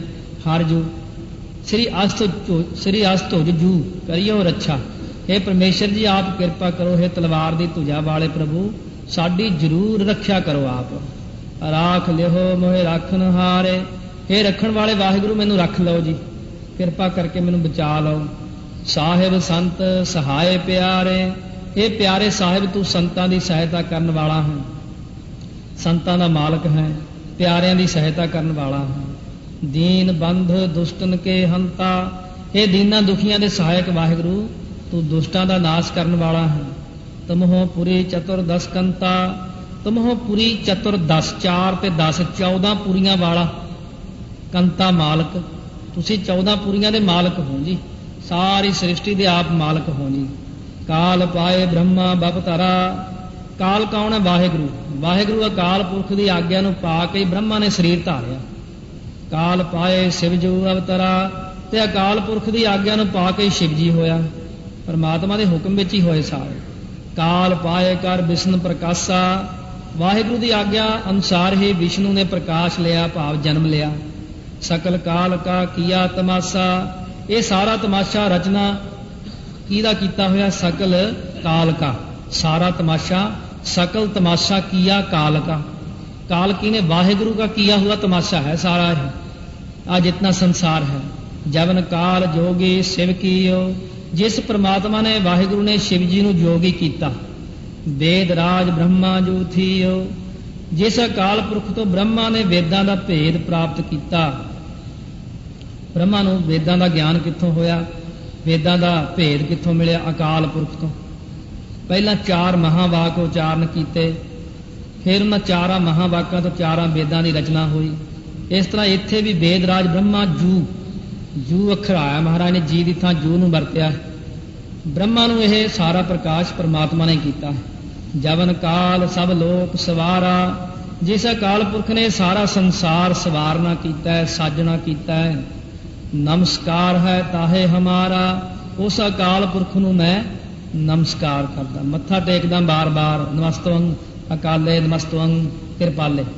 ਜਵਨ ਕਾਲ ਸਭ ਜਗਤ ਬਨਾਇਓ, ਜਿਸ ਅਕਾਲ ਪੁਰਖ ਨੇ ਸਾਰੇ ਸੰਸਾਰ ਦੀ ਰਚਨਾ ਕੀਤੀ ਹੈ। ਦੇਵ ਦੈਂਤ ਜਛਨ ਉਪਜਾਇਓ, ਦੇਵਤੇ ਦੈਂਤ ਅਤੇ ਜਿਹੜੇ ਯਕਸ਼ ਹੁੰਦੇ ਨੇ, ਯਕਸ਼ ਕਹਿੰਦੇ ਜਿਹਨੂੰ, ਉਹ ਪੈਦਾ ਕੀਤੇ। ਕੁਬੇਰ ਦੇ ਯਕਸ਼, ਇਹ ਸਾਰੇ ਜਿਸ ਨੇ ਬਣਾਏ ਨੇ। ਆਦ ਅੰਤ ਏਕੈ ਅਵਤਾਰਾ, ਆਦ ਤੋਂ ਲੈ ਕੇ ਅੰਤ ਤੱਕ ਜਿਸ ਪਰਮਾਤਮਾ ਦਾ ਇੱਕੋ ਹੀ ਅਵਤਾਰ ਹੈ। ਨਾ ਉਹ ਜੰਮਦਾ ਨਾ ਮਰਦਾ, ਇਹ ਪਿੱਛੇ ਜਾਪ ਸਾਹਿਬ ਦੇ ਵਿੱਚ ਵੀ ਅਰਥ ਹੋ ਚੁੱਕੇ ਨੇ। ਉਸ ਪਰਮਾਤਮਾ ਦਾ ਕੋਈ ਜੰਮਣਾ ਮਰਨਾ ਨਹੀਂ ਹੈ, ਉਹ ਸਦਾ ਹੀ ਰਹਿਣ ਵਾਲਾ ਹੈ। ਸੋਏ ਗੁਰੂ ਸਮਝਿਓ ਹਮਾਰਾ, ਉਸੇ ਅਕਾਲ ਪੁਰਖ ਨੂੰ ਹੀ ਸਾਡਾ ਗੁਰੂ ਸਮਝੋ। ਹੋਰ ਬਥੇਰੇ ਨੇ ਸੰਸਾਰ ਦੇ ਵਿੱਚ, ਪਰ ਉਹ ਅਕਾਲ ਪੁਰਖ ਹੀ ਸਾਡਾ ਗੁਰੂ ਹੈ। ਤੇ ਗੁਰੂ ਤੇਗ ਬਹਾਦਰ ਸਾਹਿਬ ਨੂੰ ਨਹੀਂ ਤੁਸੀਂ ਮੰਨਦੇ? ਮਹਾਰਾਜ ਗੁਰੂ ਨਾਨਕ ਦੇਵ ਜੀ ਨੂੰ ਕਹਿੰਦੇ ਭਾਈ ਉਹੀ ਅਕਾਲ ਪੁਰਖ ਨੇ 9 ਸਰੂਪ ਧਾਰੇ ਨੇ ਪਹਿਲਾਂ, ਮੈਂ ਉਹਨਾਂ ਨੂੰ ਤਾਂ ਕਹਿ ਰਿਹਾ ਕਿ ਆਦਿ ਅੰਤ ਇੱਕ ਹੈ ਅਵਤਾਰਾ, ਸੋਈ ਗੁਰੂ ਸਮਝਿਓ ਹਮਾਰਾ। ਉਹ ਵਾਹਿਗੁਰੂ ਨੇ ਤਾਂ ਸਰੂਪ ਧਾਰਨ ਕੀਤੇ ਨੇ, ਉਹੀ ਉਸੇ ਨੂੰ ਤਾਂ ਮੈਂ ਕਹਿ ਰਿਹਾ, ਉਸ ਅਕਾਲ ਪੁਰਖ ਦੇ ਤਾਈਂ। ਨਮਸਕਾਰ ਤਿਸਹੀ ਕੋ ਹਮਾਰੇ, ਮੇਰੀ ਉਸੇ ਅਕਾਲ ਪੁਰਖ ਵਾਹਿਗੁਰੂ ਨੂੰ ਨਮਸਕਾਰ ਹੈ, ਮੈਂ ਮੱਥਾ ਟੇਕਦਾ ਵਾਹਿਗੁਰੂ ਨੂੰ। ਸਕਲ ਪ੍ਰਜਾ ਜਿਨੇ ਆਪ ਸਵਾਰੇ, ਸਾਰੀ ਦੁਨੀਆ ਦੀ ਰਚਨਾ ਜਿਸਨੇ ਆਪ ਪੈਦਾ ਕੀਤੀ ਹੈ। ਉਹ ਰਾਜਾ ਹੈ, ਸੰਸਾਰ ਪ੍ਰਜਾ ਹੈ। ਸੇਵਕਨ ਕੋ ਸਭ ਗੁਣ ਸੁਖ ਦੇਇਓ। ਜਿਸ ਪ੍ਰਮਾਤਮਾ ਨੇ ਸੇਵਕਾਂ ਨੂੰ 100 ਗੁਣਾ ਸੁਖ ਦਿੱਤੇ ਨੇ, ਇਹਦਾ ਪਾਠ ਅੰਤਰ ਕੀ ਹੈ? ਸੇਵਕਨ ਕੋ ਸ਼ਿਵ ਗੁਣ ਸੁਖ ਦਿਓ, ਆਮ ਗੁਟਕਿਆਂ 'ਚ ਇਹ ਪਾਠ ਆਉਂਦਾ। ਪਰ ਮਹਾਂਪੁਰਸ਼ ਸੰਤ ਗਿਆਨੀ ਗੁਰਬਚਨ ਸਿੰਘ ਜੀ ਖਾਲਸਾ ਮਹਾਂਪੁਰਸ਼ ਔਰ ਸੰਤ ਗਿਆਨੀ ਨਰੈਣ ਸਿੰਘ ਜੀ ਮਜੰਗਾ ਵਾਲੇ, ਇਹ ਮਹਾਂਪੁਰਸ਼ਾਂ ਨੇ ਬਹੁਤ ਪੁਰਾਣੀ ਇੱਕ 10ਵੇਂ ਪਾਤਸ਼ਾਹ ਦੇ ਸਮੇਂ ਦੀ ਪੋਥੀ ਦੇ ਦਰਸ਼ਨ ਕੀਤੇ ਸੀ। ਤੋ ਉਹਦੇ ਵਿੱਚ ਇਹ ਪਾਠ ਸੀ, ਸੇਵਕਨ ਕੋ ਸਵਗੁਣ। ਸਵਗੁਣ ਦਾ ਅਰਥ ਹੈ 100 ਗੁਣਾ, 100 ਗੁਣਾ ਸੁਖ ਦਿੱਤਾ। ਜੇ ਪਾਠ ਕਰੀਏ ਸੇਵਕਨ ਕੋ ਸਿਵਗੁਣ ਸੁਖ ਦਿਓ, ਸਿਵਗੁਣ ਕੀ ਹੋਇਆ? ਸਿਵਗੁਣ ਬਣਦਾ ਨਹੀਂ ਕੁਛ। ਇਸ ਕਰਕੇ ਸੇਵਕਨ ਕੋ ਸਵਗੁਣ ਸੁਖ ਦਿਓ, 100 ਗੁਣਾ ਸੇਵਕਾਂ ਨੂੰ ਸੁਖ ਦਿੱਤੇ ਨੇ। ਜੇ ਸਿਵਗੁਣ ਹੀ ਪੱਕਿਆ ਹੋਇਆ ਤਾਂ ਫਿਰ ਸਿਵਗੁਣ ਜਿਨ੍ਹਾਂ ਦੀ ਜਿੱਥੇ ਕਿ ਟਿਕੀ ਹੋਈ ਬਿਰਤੀ ਉੱਥੇ ਟਿਕਾਈ ਰੱਖੋ। ਪਰ ਇਹ ਅਰਥ ਯਾਦ ਰੱਖਣਾ ਹੈ, 100 ਗੁਣਾ ਸੇਵਕਾਂ ਨੂੰ ਸੁਖ ਦਿੰਦੇ। ਸ਼ੁੱਧ ਪਾਠ ਸਵਗੁਣ ਹੀ ਹੈ। ਸਤਨ ਕੋ ਪਲਮੋਂ ਵੱਧ ਕੀਓ, ਅਤੇ ਵੈਰੀਆਂ ਨੂੰ ਇੱਕ ਪਲ ਦੇ ਵਿੱਚ ਹੀ ਤੁਸੀਂ ਮਾਰ ਦਿੱਤਾ। ਸਾਰਿਆਂ ਨੂੰ ਕਿਰਪਾ ਕੀਤੀ ਆਪ ਜੀ ਨੇ, ਜਿਤਨੇ ਵੈਰੀ ਸੀ ਸਾਰਿਆਂ ਦੀ ਸਮਾਪਤੀ ਕਰ ਦਿੱਤੀ। ਜਿਹਨੇ ਆਨੰਦਪੁਰ ਸਾਹਿਬ ਚੜ੍ਹ ਕੇ ਆਏ, ਘਟ ਘਟ ਕੇ ਅੰਤਰ ਕੀ ਜਾਣਤ, ਜੋ ਸਾਰਿਆਂ ਹਿਰਦਿਆਂ ਦੀ ਜਾਣਨ ਵਾਲਾ ਹੈ, ਜਿਹਦੇ ਦਿਲ 'ਚ ਜੋ ਹੈ ਸਭ ਜਾਣ ਲੈਂਦੇ ਨੇ। ਭਲੇ ਬੁਰੇ ਕੀ ਪੀਰ ਪਛਾਨਤ, ਸਾਰੇ ਜਿੰਨੇ ਨੇ ਭਲਾਈ ਕਰਨ ਵਾਲੇ ਬੁਰਾਈਆਂ ਕਰਨ ਵਾਲੇ, ਉਹਨਾਂ ਦੀ ਪੀੜਾ ਕੀ ਆ? ਅੰਤਰੀਵ ਦਸ਼ਾ ਹੁੰਦੀ, ਅੰਦਰੋਂ ਪੀੜਾ ਹੋਣੀ। ਉਹ ਦੱਸਦੇ ਨਹੀਂ ਕਿਸੇ ਨੂੰ, ਪਰ ਮਹਾਰਾਜ ਜਾਣਦੇ ਨੇ ਕਿ ਇਹਦੇ ਅੰਦਰ ਆ ਪੀੜਾ ਛੁਪੀ ਹੋਈ ਹੈ। ਸਭ ਜਾਣਦੇ ਨੇ। ਚੀਟੀ ਤੇ ਕੁੰਚਰਿਆ ਸਥੂਲਾ, ਇਹ ਪ੍ਰਭੂ ਜੀ ਕੀੜੀ ਤੋਂ ਲੈ ਕੇ ਹਾਥੀ ਤੱਕ ਜਿੰਨੇ ਸਾਰੇ ਛੋਟੇ ਵੱਡੇ ਜੀਵਾਂ ਤੇ ਆਪ ਦਇਆ ਕਰਨ ਵਾਲੇ ਹੋ। ਸਭ ਪਰ ਕਿਰਪਾ ਦ੍ਰਿਸ਼ਟ ਕਰ ਫੂਲਾ, ਦਇਆ ਕਰਕੇ ਫਿਰ ਸਭ ਨੂੰ ਪ੍ਰਫੁੱਲਤ ਕਰਦੇ ਹੋ, ਸਭ ਦੀ ਪਾਲਣਾ ਕਰਦੇ ਹੋ। ਸੰਤਨ ਦੁੱਖ ਪਾਏ ਤੇ ਦੁਖੀ, ਉਹ ਵਾਹਿਗੁਰੂ ਸੰਤਾਂ ਨੂੰ ਦੁਖੀ ਦੇਖ ਕੇ ਆਪ ਫਿਰ ਦੁਖੀ ਹੋ ਜਾਂਦਾ। ਜਦੋਂ ਦੇਖ ਲਵੇ ਹੁਣ ਸੰਤ ਮਹਾਤਮਾ ਜੱਗ 'ਚ ਦੁਖੀ ਨੇ, ਤਾਂ ਫਿਰ ਉਹ ਵੀ, ਉਹਦਾ ਮਨ ਵੀ ਤੜਫਦਾ ਹੈ ਕਿ ਇਹ ਮੇਰੇ ਪਿਆਰੇ ਦੁਖੀ ਨੇ ਸੰਸਾਰ ਵਿੱਚ, ਮੈਂ ਇਹਨਾਂ ਦੀ ਰੱਖਿਆ ਕਰਾਂ। ਸੁਖ ਪਾਏ ਸਾਧਨ ਕੇ ਸੁਖੀ, ਇਹ ਸੰਤਾਂ ਨੂੰ ਸੁਖ ਨਾਲ ਵਿਚਰਦਾ ਦੇਖ ਕੇ ਪ੍ਰਸੰਨ ਹੁੰਦਾ ਹੈ। ਜੇ ਕੋਈ ਮਹਾਤਮਾ ਨੂੰ ਦੁੱਖ ਦੇਵੇ ਫਿਰ ਪ੍ਰਮਾਤਮਾ ਉਹਨੂੰ ਛੱਡਦਾ ਨਹੀਂ ਕਿ ਮੇਰੇ ਪਿਆਰੇ ਨੂੰ ਇਹਨੇ ਦੁੱਖ ਦਿੱਤਾ। ਜੇ ਕੋਈ ਮਹਾਤਮਾ ਨੂੰ ਪ੍ਰਸੰਨ ਕਰ ਦੇਵੇ, ਖੁਸ਼ ਕਰ ਲਵੇ, ਕਿਆ ਮਹਾਤਮਾ ਦੀ ਪ੍ਰਸੰਨਤਾ 'ਚ ਕੀ ਹੁੰਦਾ ਹੈ? ਚੌਥੇ ਪਾਤਸ਼ਾਹ ਨੇ ਬਚਨ ਸੁਣਾਇਆ ਸੰਗਤਾਂ ਨੂੰ। ਸੋ ਕਹਿਣ ਲੱਗੇ, ਜਿਸ ਪ੍ਰਕਾਰ ਕਿਸੇ ਦੇ ਘਰੇ ਬਹੁਤ ਸਾਰੇ ਪੰਛੀ ਆਉਂਦੇ, ਉਹ ਦਾਣੇ ਪਾਉਂਦਾ। ਇੱਕ ਦਿਨ ਅਚਾਨਕ ਉੱਥੇ ਹੰਸ ਆ ਗਏ 2, ਉਹਨੇ ਬੜੇ ਦਾਣੇ ਪਾਏ, ਉਹ ਦਾਣੇ ਖਾਣ ਨਾ। ਕਿਸੇ ਬੰਦੇ ਨੂੰ ਲਿਆ ਕੇ ਦਿਖਾਏ ਵੀ ਇਹ ਜਾਨਵਰ ਕੀ ਖਾਣਗੇ, ਉਹ ਕਹਿੰਦਾ ਇਹ ਹੰਸ ਨੇ ਮੋਤੀ ਖਾਣਗੇ ਔਰ ਦੁੱਧ ਪੀਣਗੇ। ਉਹਨੇ ਦੁੱਧ ਰੱਖਿਆ, ਮੋਤੀ ਰੱਖੇ ਸੁੱਚੇ, ਹੰਸਾਂ ਨੇ ਖਾਧੇ। ਜਾਂਦਿਆਂ ਜਾਂਦਿਆਂ 2 ਲਾਲ ਉਗਲ ਗਏ। ਜਦੋਂ ਲਾਲ ਵੇਚਣ ਗਿਆ ਤਾਂ ਬੜੇ ਬੇਕੀਮਤੇ ਵਿਕੇ ਉਹ। ਇੱਕ ਦਿਨ ਉਹ ਹੰਸਾਂ ਦੀ ਡਾਰ ਲੈ ਕੇ ਆ ਕੇ 100 ਹੰਸ ਆ ਗਿਆ। 100 ਦੇ 100 ਹੰਸਾਂ ਨੂੰ ਉਹਨੇ ਸੁੱਚੇ ਮੋਤੀ ਅਤੇ ਦੁੱਧ ਛਕਾਇਆ। ਜਾਂਦਿਆਂ ਜਾਂਦਿਆਂ ਇੱਕ ਇੱਕ ਲਾਲ ਸਾਰੇ ਦੇ ਗਏ। ਉਹ ਰਾਜਾ ਮਹਾਰਾਜਾ ਬਣ ਗਿਆ, ਇੰਨਾ ਅਮੀਰ ਹੋ ਗਿਆ। ਚੌਥੇ ਪਾਤਸ਼ਾਹ ਕਹਿਣ ਲੱਗੇ, ਭਾਈ ਇਹ ਦ੍ਰਿਸ਼ਟਾਂਤ ਹੈ, ਦਾ ਦ੍ਰਿਸ਼ਟਾਂਤ ਇਹ ਹੈ, ਕੋਈ ਸੰਤ ਮਹਾਤਮਾ, ਕੋਈ ਨਾਮ ਜਪਣ ਵਾਲਾ ਗੁਰਸਿੱਖ ਪ੍ਰੇਮੀ ਹੋਵੇ, ਜਦੋਂ ਉਹਨੂੰ ਅਸੀਂ ਪ੍ਰਸ਼ਾਦਾ ਛਕਾਉਂਦੇ, ਕੀ ਜਿਵੇਂ ਉਹਨੂੰ ਦੁੱਧ ਤੇ ਮੋਤੀ ਛਕਾਏ ਸੀ ਹੰਸਾਂ ਨੂੰ, ਪ੍ਰਸ਼ਾਦਾ ਛਕਾਇਆ, ਕੋਈ ਬਸਤਰ ਦੇ ਦਿੱਤਾ, ਕੋਈ ਸੇਵਾ ਕਰ ਦਿੱਤੀ, ਬਸ ਉਹ ਜਾਂਦਾ ਜਾਂਦਾ ਜੇ ਇੰਨੀ ਗੱਲ ਵੀ ਕਹਿ ਜਾਵੇ, ਭਾਈ ਸੁਖੀ ਰਹੋ, ਬਸ ਉਹ ਫਿਰ ਉਸ ਟੱਬਰ 'ਚ ਕਦੇ ਦੁੱਖ ਆਇਆ ਹੀ ਨਹੀਂ, ਉੱਥੇ ਸੁਖੀ ਸੁਖੀ ਹੋ ਗਏ। ਫਿਰ ਜਾਂਦਾ ਜਾਂਦਾ ਕੋਈ ਕਹਿ ਗਿਆ, ਮਹਾਰਾਜ ਸਾਡੇ ਤਾਂ ਔਲਾਦ ਨਹੀਂ ਹੈ, ਚੰਗਾ ਬਈ ਔਲਾਦ ਹੋਵੇਗੀ। ਜਿਵੇਂ ਸੰਤ ਬਾਬਾ ਜਵਾਲਾ ਸਿੰਘ ਜੀ ਦੀ ਸਾਖੀ ਆਉਂਦੀ ਹੈ, ਰਮਤੇ ਮਹਾਤਮਾ ਆ ਗਏ, ਉਦਾਸ ਦੇਖ ਕੇ ਕਹਿਣ ਲੱਗੇ, ਕੀ ਗੱਲ ਦੋਵੇਂ ਜਾਣੇ ਸੇਵਾ ਤਾਂ ਕਰ ਰਹੇ ਹੋ ਭਾਈ, ਪਰ ਉਦਾਸ ਜੇ ਹੋ? ਕਹਿੰਦੇ ਮਹਾਰਾਜ ਘਰ ਦੇ ਵਿੱਚ ਕੋਈ ਪੁੱਤਰ ਹੀ ਨਹੀਂ ਹੈ, ਉਦਾਸ ਤਾਂ ਆਪੇ ਹੋਣਾ। ਕਹਿੰਦੇ ਕੋਈ ਨਹੀਂ, ਇੱਕ ਸੀ ਛਾਂਤ, ਪੁੱਤਰ ਤਾਂ ਬਥੇਰੇ ਹੋ ਜਾਣਗੇ ਤੁਹਾਡੇ ਘਰੇ। ਜਾਂਦੇ ਜਾਂਦੇ ਕਹਿ ਗਏ, ਮਹਾਤਮਾ ਰਮਤੇ ਸੀ ਤੁਰੇ ਜਾਂਦੇ ਆ। ਤੋ ਇਸ ਤਰ੍ਹਾਂ ਮਹਾਰਾਜ ਸੱਚੇ ਪਾਤਸ਼ਾਹ ਕਹਿੰਦੇ ਨੇ, ਪਰਮੇਸ਼ਰ ਦੇ ਜਿਹੜੇ ਲਾਲ ਨੇ, ਪਿਆਰੇ ਨੇ, ਉਹਨਾਂ ਦੀ ਕਿਰਪਾ, ਜਦੋਂ ਉਹ ਖੁਸ਼ ਨੇ ਤਾਂ ਵਾਹਿਗੁਰੂ ਵੀ ਖੁਸ਼ ਹੈ। ਏਕ ਏਕ ਹੀ ਪੀਰ ਪਛਾਨੈ, ਇੱਕ ਇੱਕ ਦੇ ਜੀਵ ਦੇ ਮਨ ਦੀ ਪੀੜਾ ਨੂੰ ਪਹਿਚਾਣ ਲੈਂਦਾ, ਇਹਦੇ ਅੰਦਰ ਕੀ ਪੀੜਾ ਹੈ, ਇਹਦੇ ਅੰਦਰ ਕੀ ਪੀੜਾ ਹੈ, ਜਾਣਦਾ ਸਭ ਦੀਆਂ ਹੈ। ਘਟ ਘਟ ਕੇ ਪਟ ਪਟ ਕੀ ਜਾਣੈ, ਅਤੇ ਉਹ ਵਾਹਿਗੁਰੂ ਸਾਰਿਆਂ ਦੇ ਹਿਰਦੇ ਦੇ ਪਰਦਿਆਂ ਦੇ ਅੰਦਰਲੇ ਪਰਦਿਆਂ ਦੀ ਗੱਲ ਨੂੰ ਵੀ ਜਾਣਦਾ ਹੈ। ਘਟ ਘਟ ਕੇ ਹਿਰਦਿਆਂ ਦੇ ਪਟ ਪਟ ਕੀ ਜਾਣੈ, ਪਟ ਤੋਂ ਭਾਵ ਪਹਿਲਾ ਪੜਦਾ, ਅੱਗੇ ਫੇਰ ਪਟ, ਅੱਗੇ ਫੇਰ ਦੂਜਾ ਪੜਦਾ, ਹਿਰਦਿਆਂ ਦੇ ਅੰਦਰ ਜਿਹੜਾ ਪੜਦਾ, ਪਰਦੇ ਦੇ ਅੰਦਰ ਫੇਰ ਪੜਦਾ ਹੈ। ਕਈ ਗੱਲਾਂ ਐਸੀਆਂ ਜਿਹੜੀਆਂ ਕੇਵਲ ਆਪਣੇ ਇੱਕ ਸਰੀਰ ਦੇ ਅੰਦਰ ਹੀ ਨੇ, ਦੂਜੇ ਤੱਕ ਨੂੰ ਵੀ ਨਹੀਂ ਪਤਾ, ਇਸਤਰੀ ਨੂੰ ਨਹੀਂ ਪਤਾ, ਰਿਸ਼ਤੇਦਾਰਾਂ ਨੂੰ ਵੀ ਨਹੀਂ ਪਤਾ, ਕਿਸੇ ਮਿੱਤਰ ਨੂੰ ਵੀ ਸਾਡੀ ਉਸ ਪੀੜਾ ਦਾ ਪਤਾ ਨਹੀਂ, ਪਰ ਵਾਹਿਗੁਰੂ ਨੂੰ ਪਤਾ। ਵਾਹਿਗੁਰੂ ਜਾਣਦੇ ਨੇ ਕਿ ਇਹਦੇ ਅੰਦਰ ਕੀ ਪੀੜਾ ਹੈ। ਜਬ ਉਦ ਕਰਖ ਕਰਾ ਕਰਤਾਰਾ, ਜਦੋਂ ਉਦ ਕਰਖ ਕੀਤਾ ਭਾਵ ਬਾਹਰ ਨੂੰ ਸਵਾਸ ਖਿੱਚਣਾ, ਬਾਹਰ ਨੂੰ ਕੱਢਣਾ। ਜਦੋਂ ਤੂੰ ਆਪਣੇ ਸਵਾਸ ਬਾਹਰ ਨੂੰ ਖਿੱਚਦਾ ਹੈ ਭਾਵ ਸੰਕਲਪ ਕਰਦਾ ਹੈ ਕਿ ਮੈਂ ਇੱਕ ਤੋਂ ਬਹੁਤ ਰੂਪ ਹੋ ਜਾਵਾਂ, ਪਰਜਾ ਧਰਤ ਤਬ ਦੇਹ ਅਪਾਰਾ, ਤਾਂ ਉਸ ਵੇਲੇ ਅਣਗਿਣਤ ਦੇਹਾਂ ਸਾਰੀ ਪਰਜਾ ਉੱਤੇ ਆ ਕੇ, ਧਰਤੀ ਦੇ ਉੱਤੇ ਆ ਕੇ ਅਣਗਿਣਤ ਹੀ ਦੇਹਾਂ 84 ਲੱਖ ਜੂਨ ਚਾਰੇ ਪਾਸੇ ਫੈਲ ਜਾਂਦੀ ਤੁਹਾਡੇ ਇੱਕ ਸੰਕਲਪ ਨਾਲ। ਜਬ ਆ ਕਰਖ ਕਰਤ ਹੋ ਕਬਹੂ, ਜਦੋਂ ਅੰਦਰ ਨੂੰ ਖਿੱਚਦੇ ਹੋ ਸਵਾਸ, ਜਦੋਂ ਤੁਸੀਂ ਅੰਦਰ ਨੂੰ ਸਵਾਸ ਖਿੱਚਦੇ ਹੋ, ਸੰਕਲਪ ਕਰਦੇ ਹੋ ਕਿ ਮੈਂ ਹੁਣ ਇੱਕ ਹੀ ਹੋ ਜਾਵਾਂ ਦੁਬਾਰਾ। ਬਥੇਰਾ ਤਮਾਸ਼ਾ ਦੇਖ ਲਿਆ, ਇਹਨਾਂ ਲੋਕਾਂ ਨੂੰ ਬਥੇਰਾ ਦੇਖ ਲਿਆ, ਇਹ ਨਹੀਂ ਠੀਕ ਆਉਂਦੇ, ਫਿਰ ਇੱਕ ਹੋ ਜਾਓ, ਫਿਰ ਉਸ ਵਕਤ ਇੱਕ ਵੀ ਹੋ ਜਾਂਦੇ ਹੋ।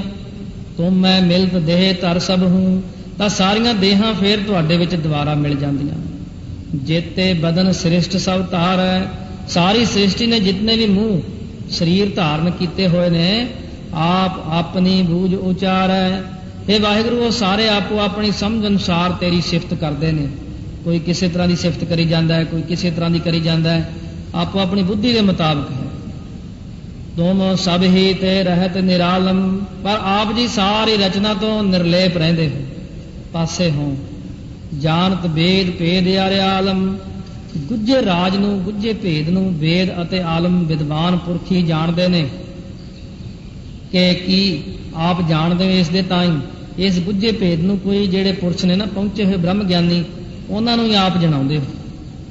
ਹੋਰ ਕੋਈ ਇਸ ਆਲਮ ਨੂੰ ਜਾਂ ਸੰਸਾਰ ਦੇ ਤਾਂ ਸਮਝ ਨਹੀਂ ਸਕਿਆ ਕਿ ਕੀ ਭੇਦ ਹੈ, ਕਿਵੇਂ ਬਣਿਆ। ਬ੍ਰਹਮ ਗਿਆਨੀ ਜੇ ਜਾਣਦੇ ਨੇ ਤਾਂ ਉਹ ਦੱਸਦੇ ਨਹੀਂ, ਕਿਉਂਕਿ ਉਹਨਾਂ ਨੇ ਆਪਣੇ ਅੰਦਰ ਸਾਰਾ ਕੁਝ ਰੱਖਣਾ ਹੈ। ਉਹਨਾਂ ਨੇ ਪਰਮੇਸ਼ਰ ਦੇ ਸਾਰੇ ਭੇਦ ਕਿਸੇ ਨੂੰ ਦੱਸਣਾ ਹੀ ਨਹੀਂ ਹੈ। ਨਿਰੰਕਾਰ, ਨਿਰਵਿਕਾਰ, ਨਿਰਲੰਭ। ਨਿਰੰਕਾਰ ਦਾ ਮਤਲਬ ਹੁੰਦਾ ਹੈ ਨਿਰਾਕਾਰ, ਜਿਹਦਾ ਕੋਈ ਆਕਾਰ ਹੀ ਨਹੀਂ ਹੈ। ਨਿਰਵਿਕਾਰ ਕੌਣ ਹੈ? ਵਿਕਾਰਾਂ ਤੋਂ ਰਹਿਤ। ਨਿਰਲੰਭ, ਨਿਰ ਆਲੰਭ, ਆਲੰਭ ਨਾਮ ਆਸਰੇ ਦਾ ਹੈ। ਵਾਹਿਗੁਰੂ ਆਸਰੇ ਤੋਂ ਵੀ ਰਹਿਤ ਹੈ। ਆਦ, ਅਨੀਲ, ਅਨਾਦ, ਅਸੰਭ। ਤੇ ਵਾਹਿਗੁਰੂ ਆਦ ਹੈ, ਜੋ ਮੁੱਢ ਤੋਂ ਹੀ, ਪਤਾ ਨਹੀਂ ਕਦੋਂ ਕਦਾ, ਇਹ ਤਾਂ ਕਿਸੇ ਨੂੰ ਪਤਾ ਨਹੀਂ, ਆਦ ਰੂਪ ਹੈ ਸਾਰਿਆਂ ਦੀ। ਅਨੀਲ, ਜੋ ਗਿਣਤੀ ਤੋਂ ਰਹਿਤ ਹੈ, ਜਿੱਥੇ ਕੋਈ ਗਿਣਤੀ ਨਹੀਂ ਹੈ।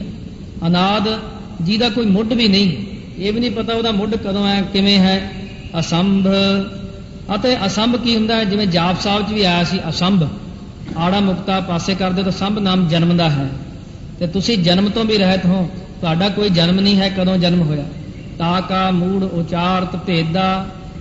ਸੋ ਇਹ ਜਿਹੜੇ ਮੂਰਖ ਲੋਕ ਨੇ, ਇਹ ਵਾਹਿਗੁਰੂ ਤੇਰਾ ਭੇਦ ਉਚਾਰਨ ਦਾ ਯਤਨ ਕਰਦੇ ਨੇ। ਬੜੇ ਲੋਕ ਮੈਂ ਦੱਸ ਸਕਦਾ, ਮੈਂ ਕਰ ਸਕਦਾ, ਪਰ ਤੁਹਾਡਾ ਭੇਦ ਕੋਈ ਪਾ ਨਹੀਂ ਸਕਿਆ। ਜਾ ਕੋ ਭੇਵ ਨਾ ਪਾਵਤ ਬੇਦਾ, ਜਦ ਕਿ ਉਹਨਾਂ ਦਾ ਭੇਦ ਬੇਦਾਂ ਨੇ ਵੀ ਨਹੀਂ ਪਾਇਆ। ਨੇਤ ਨੇਤ ਕਥੰਤ ਬੇਦਾ, ਵੇਦ ਵੀ ਜਿਸ ਨੂੰ ਬੇਅੰਤ ਬੇਅੰਤ ਕਹਿ ਕੇ ਪੁਕਾਰਦੇ ਨੇ। ਤਾ ਕਉ ਕਰ ਪਾਹਨ ਅਨੁਮਾਨਤ, ਅੰਦਾਜ਼ਾ ਲਾਉਂਦੇ ਨੇ। ਅਨੁਮਾਨਤ, ਅੰਦਾਜ਼ਾ ਕੀ ਕਹਿੰਦੇ ਨੇ? ਤਾ ਕਉ ਕਰ ਪਾਹਨ, ਅਨੁਮਾਨ ਲਾਉਂਦੇ ਨੇ ਕਿ ਇਹ ਪਰਮੇਸ਼ਰ ਸ਼ਾਇਦ ਪੱਥਰ ਹੋਵੇਗਾ ਜਾਂ ਪੱਥਰ ਵਰਗਾ ਹੋਵੇਗਾ। ਪਾਹਨ ਨਾਮ ਪੱਥਰ ਦਾ ਹੈ ਕਿ ਤੈਨੂੰ ਮੂਰਖ ਲੋਕ ਜਿਹੜੇ ਨੇ ਉਹ ਪੱਥਰ ਸਮਝਦੇ ਨੇ। ਮਹਾ ਮੂੜ ਕਛ ਭੇਦ ਨਾ ਜਾਣਤ, ਮਹਾ ਮੂਰਖਾਂ ਨੇ ਸਾਰੇ ਲੋਕ, ਵਾਸਤਵ ਵਿੱਚ ਉਹ ਤੇਰਾ ਭੇਦ ਨਹੀਂ ਜਾਣ ਸਕੇ, ਤੂੰ ਕੌਣ ਹੈ। ਛੋਟਿਆਂ ਛੋਟਿਆਂ ਨੂੰ ਭਗਵਾਨ ਕਹੀ ਜਾਂਦੇ ਨੇ। ਮਹਾਦੇਵ ਕਉ ਕਹਿਤ ਸਦਾ ਸ਼ਿਵ, ਐਸੇ ਲੋਕ ਮਹਾਦੇਵ ਜੋ ਸ਼ਿਵ ਜੀ ਨੂੰ ਹੀ ਸਦਾ ਸ਼ਿਵ, ਮੁਕਤੀ ਦੇਣ ਵਾਲਾ ਕਹਿੰਦੇ ਨੇ। ਇੱਕ ਤਾਂ ਹੈ ਸ਼ਿਵ, ਦੇਹ ਸ਼ਿਵਾ ਬਰ ਮੋਹੇ, ਇਹ ਹੈ ਸ਼ੁਭ ਕਰਮਨ ਤੇ ਕਬ ਹੋ ਨਾ ਟਰੋ। ਉਹ ਸ਼ਿਵ ਕਲਿਆਣ ਨੂੰ ਕਹਿੰਦੇ ਨੇ, ਕਲਿਆਣ ਸਰੂਪ ਪਰਮੇਸ਼ਰ ਨੂੰ। ਇੱਕ ਹੈ ਸ਼ਿਵ ਜੀ, ਭੋਲੇਨਾਥ। ਇਸ ਕਰਕੇ ਇਹਦੇ ਦੋਨਾਂ ਨਾਵਾਂ ਵਿੱਚ ਵੀ ਇਹ ਫਰਕ ਹੈ। ਇੱਕ ਸ਼ਿਵ ਜੀ, ਇੱਕ ਹੋ ਗਿਆ ਸ਼ਿਵ, ਕਲਿਆਣ ਸਰੂਪ ਪਰਮੇਸ਼ਰ। ਮਹਾਦੇਵ ਕੋ ਕਹਿਤ ਸਦਾ ਸ਼ਿਵ, ਮਹਾਦੇਵ ਜੀ ਨੂੰ ਹੀ ਕਦੇ ਸਦਾ ਅਕਾਲ ਪੁਰਖ ਮੰਨੀ ਬੈਠੇ ਨੇ। ਨਿਰੰਕਾਰ ਕਾ ਚੀਨਤ ਨਹਿ ਭਿਵ, ਭਿਵ ਨਾਮ ਹੁੰਦਾ ਭੇਦ ਦਾ। ਨਿਰੰਕਾਰ ਪਰਮੇਸ਼ਰ ਦਾ ਭੇਦ ਜਾਣਦੇ ਹੀ ਨਹੀਂ, ਇਹ ਪਰਮੇਸ਼ਰ ਕੌਣ ਹੈ। ਆ ਛੋਟਿਆਂ ਨੂੰ ਹੀ ਮੰਨੀ ਬੈਠੇ ਨੇ, ਇਹ ਭਗਵਾਨ, ਇਹ ਫਲਾਨਾ ਭਗਵਾਨ। ਉਹਨਾਂ ਸਾਰਿਆਂ ਨੇ ਭਗਵਾਨ ਮੰਨ ਲਿਆ ਲੋਕਾਂ ਨੇ। ਆਪ ਆਪਣੀ ਬੁੱਧ ਹੈ ਜੇਤੇ, ਆਪੋ ਆਪਣੀ ਜਿੰਨੀ ਜਿੰਨੇ ਕਿਸੇ ਦੀ ਬੁੱਧੀ ਹੈ, ਵਾਹਿਗੁਰੂ ਨੇ ਜਿੰਨੀ ਜਿੰਨੀ ਕਿਸੇ ਨੂੰ ਬਖਸ਼ਿਸ਼ ਕੀਤੀ ਹੈ। ਵਰਨਤ ਪਿੰਨ ਪਿੰਨ ਤੋਏ ਤੇ, ਉਹ ਲੋਕ ਤੈਨੂੰ ਉਤਨੀ ਅਕਲ ਅਨੁਸਾਰ ਵੱਖਰੇ ਵੱਖਰੇ ਬੋਲਾਂ ਵਿੱਚ ਵਰਣਨ ਕਰੀ ਜਾਂਦੇ ਨੇ। ਪਰਮਾਤਮਾ ਐਸਾ ਹੋਵੇਗਾ, ਪਰਮਾਤਮਾ ਐਸਾ ਹੋਵੇਗਾ, ਆਪੋ ਆਪਣੀ ਬੁੱਧੀਆਂ ਦੇ ਮੁਤਾਬਕ ਬੋਲਦੇ ਨੇ। ਤੁਮਰਾ ਲਖਾ ਨਾ ਜਾਏ ਪਸਾਰਾ, ਇਹ ਪਰਮਾਤਮਾ ਤੇਰਾ ਜਿਹੜਾ ਸੰਸਾਰ ਹੈ ਰਚਿਆ ਹੋਇਆ, ਇਹਦਾ ਜਿਹੜਾ ਪਸਾਰਾ ਹੈ ਜਾਣਿਆ ਨਹੀਂ ਜਾਂਦਾ ਮਾਇਆ ਕਰਕੇ। पता नहीं किड्डा क वड्डा है, अगे तो अगे पसारा ही पसारा है। कहे विद सजा प्रथम संसारा, प्रथम तो पहला, प्रथम तो भाव है पहला जो संसार नूं किस ढंग नाल तुसीं बनाया। सिद्धा ने भी यही पूछा किवें बनाया। महाराज कहने कीता पसाओ एको कवाओ, तिसते होए लख दरियाओ। परमेश्वर ने इको बचन नाल दुनिया बना दिती। जिदन मेटनी होवेगी उदन भी एक बचन ही करेगा। ਉਹਦੇ एक बचन नाल दुनिया बन जाती है, एक नाल ही मिट जाती है। एक रूप अनूप स्वरूपा, ये वाहिगुरु तू इको रूप है। इको रूप विच भी की है, सुंदर स्वरूप है। इको रूप है, सुंदर स्वरूप है। एक है रूप अनूप स्वरूपा।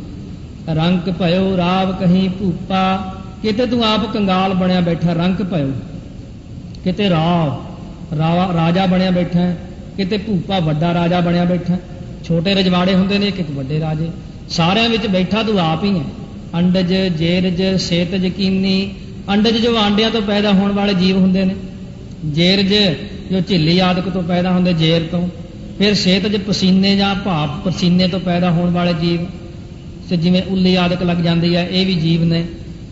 ਉਸ ਤੋਂ ਬਾਅਦ ਆਉਂਦੇ ਨੇ ਉਤਪੁਜ ਖਾਨ ਬਹੁਰ ਰਚ ਦੀਨੀ। ਉਤਪੁਜ ਕੌਣ ਨੇ? ਜਿਵੇਂ ਬਨਸਪਤੀ ਹੈ, ਬੂਟੇ ਨੇ, ਅਬ੍ਰਿਛ ਨੇ, ਪਰਬਤ ਨੇ।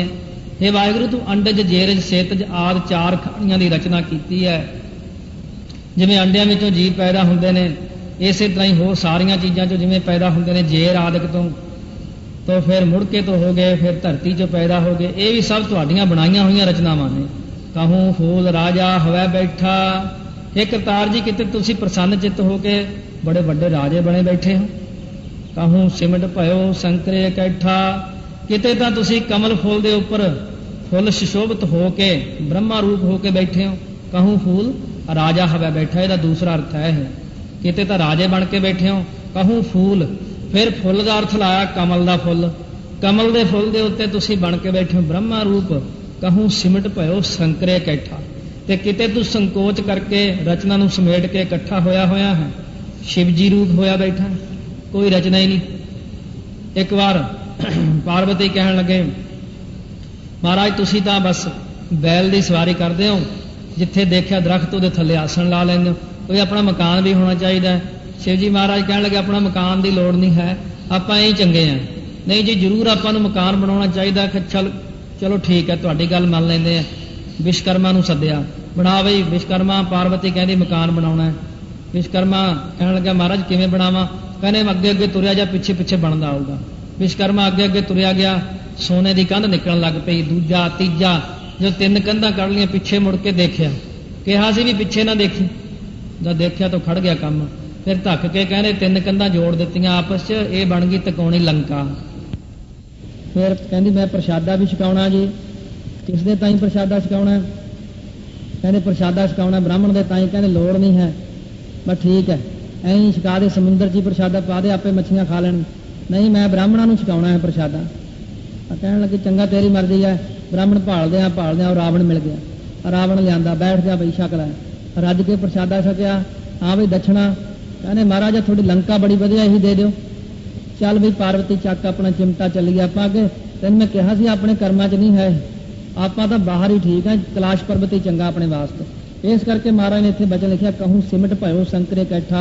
ये इकट्ठे होकर एक थां बैठना, थोड़े जिहा पसारा, बहुता समान नहीं रखदा अपने नाल। मैं डुग रख ली, एक बैल रख लिया नाल, सप्पां दी माला। शिवजी भोलेनाथ अपना तुरे फिरदे रहिंदे ने, विचरदे रहिंदे, किते गुप्त हो जाते, किते प्रगट हो जाते हैं। पर दीन दुनिया की जिन्नियां दुखी है कोई उहदी मदद कर छड्डदे ने, पर करदे तां कुछ नहीं, माड़ा नहीं किसी का करदे, सबना दा भला करदे। इस तरह परमेश्वर ने तिन्नां देवतियां नूं बनाया। उन्हां दा जिक्र करदे महाराज ने वचन कीता सिगरी श्रेष्ठ दिखाए अचंभव। तो ये जितनी हैरान कर देने वाली सारी सृष्टि बना दी। देखो अपने आप को बना दिता, सारा संसार जितना पैदा कर दिता है।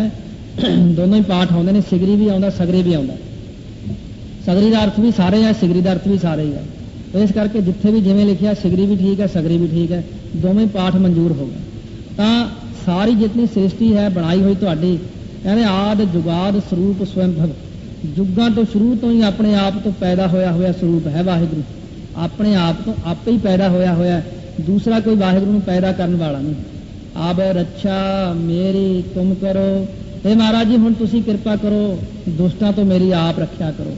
सिख उबार असिख संघरो, ਮੇਰੇ ਸਿੱਖਾਂ ਨੂੰ ਤਾਂ ਬਚਾ ਲਓ ਅਤੇ ਉਹਨਾਂ ਦੇ ਵੈਰੀਆਂ ਨੂੰ ਨਾਸ਼ ਕਰ ਦਿਓ। ਅਸਿੱਖ ਸੰਘਰੋ ਦੁਸ਼ਟ ਜਿਤੇ ਉਠਵਤ ਉਤਪਾਤਾ, ਉਤਪਾਤ ਕਰਨ ਵਾਲੇ, ਉਪਦਰ ਕਰਨ ਵਾਲੇ ਜਿਤਨੇ ਵੀ ਦੁਸ਼ਟ ਲੋਕ ਉਪਦਰ ਕਰ ਰਹੇ ਨੇ, ਇਹ ਜਿੰਨੇ ਉੱਠੇ ਨੇ, ਸਕਲ ਮਲੇਛ ਕਰੋ ਰਣ ਘਾਤਾ, ਉਹਨਾਂ ਸਾਰੇ ਵੈਰੀਆਂ ਪਾਪੀਆਂ ਨੂੰ ਜੰਗ ਦੇ ਮੈਦਾਨ ਵਿੱਚ ਮਾਰ ਦਿਓ।